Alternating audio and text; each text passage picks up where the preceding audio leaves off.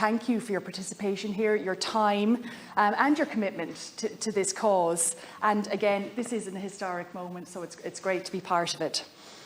You know that Ireland and the whole world faces significant challenges in the next 30 years. In 30 years, you will be about the age that I am now. If that isn't frightening enough, by then, as a nation and as a species, we will have either succeeded in meeting our emissions targets and reversing biodiversity loss, or we will be in totally uncharted territory. You know this. I do not need to hypothesize on what this failure might look like. Many experts and scientists have already described what this will look like for people and nature across the world. From David Attenborough to sports personalities like Sebastian Vettel to media celebrities like Leonardo DiCaprio are also pretty effective in describing those devastating scenarios far more effectively than I can. Jerry Bostick, a NASA flight controller, was interviewed in advance of the movie Apollo 13. He was asked if flight controllers ever panicked, and he replied, no. When bad things happened, we just calmly laid out all the options, and failure was not one of them.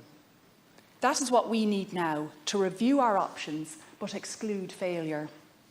You and young people more generally are telling us, the policymakers, that we need to do more. We learned this week that we absolutely need to do more.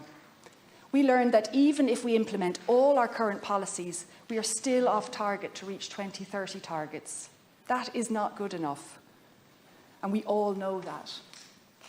I recommit to actively pursuing policies that move us from a dependence on fossil fuel, be that in our energy systems, our transport systems, our agricultural systems, and our land use.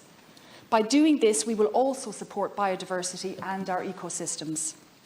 But we policymakers need something from you.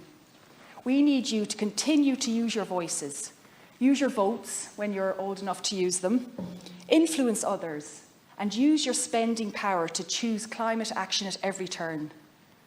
Choosing sustainable fashion to using public transport, from buying local to spending maybe less time online. Place climate action at the core of your decisions and call out inaction amongst your family, your friends, your community and public representatives. I believe that as a society we are simultaneously wanting to act but not wanting to act, at least not yet. This contradiction is a phase, and we will move beyond it, but the question is when, and you can help enormously with speeding up this action. I leave you with one thought. It's a personal belief that it will be community and collaboration that will get us through this, not individualism. So I thank you for your willingness to work in community, and that is evident today.